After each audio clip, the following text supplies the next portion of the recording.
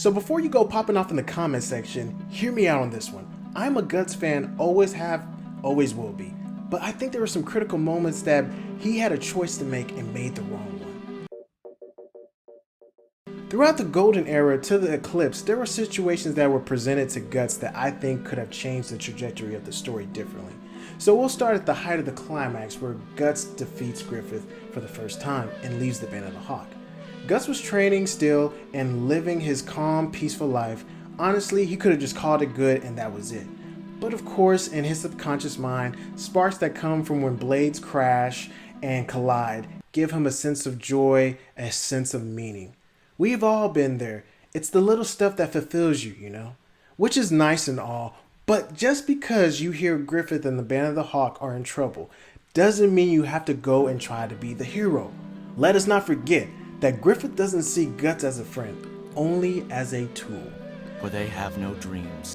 But if he didn't go after them, it wouldn't make an interesting story, right? So Guts comes back and helps the Band of the Hawk, and everyone's excited to see Guts, except for Corcus. He can't forgive him and says he will never be a member of the Band of the Hawk because he left. But Corcus has always felt that way by Guts, and I consider it irrelevant in my eyes. So Guts and Casca, you know, do their magical thing together, confess their love, blah, blah, blah, and other stuff we won't talk about. So there was a moment that Guts said, "You can just come with me, Casca."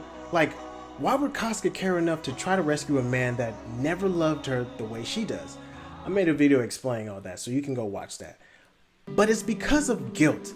But Guts had one job to do to make her feel less guilty and either say, "Come with me and forget about this," or just leave altogether.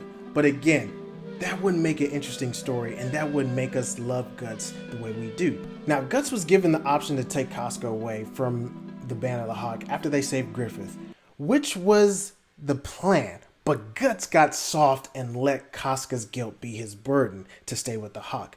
Again, why would you stay with someone that just uses you as a pawn for his dream?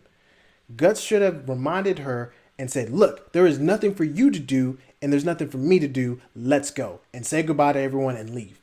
Even if Griffith ran away, Guts and Casca should have just kept it pushing and left.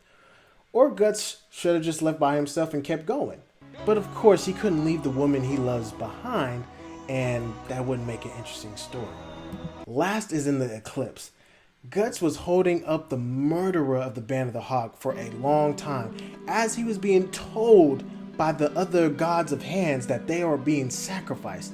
Again, they were clearly telling this man the truth, and yet he denied it. If Guts was not stupid and not letting the past cloud his judgment, he should have murdered Griffith right there on the spot and ended it right there. But that poses a question. If he did all that, what would have happened? Would there be no god of hand born? Would they all been sacrificed and killed? Either way, those are the problems that I have with Guts. He doesn't make good decisions even though he knows the right answer for it. Let me know if you agree with me on that or disagree. We can talk about it in the comment section below. If you're looking for some of the most amazing Berserk content, Mastermind Comics in the building can get you what you need. Be sure to subscribe for more content and also watch why Griffith is the greatest of all time. Anti-protagonist while you're on this channel. You know you want to.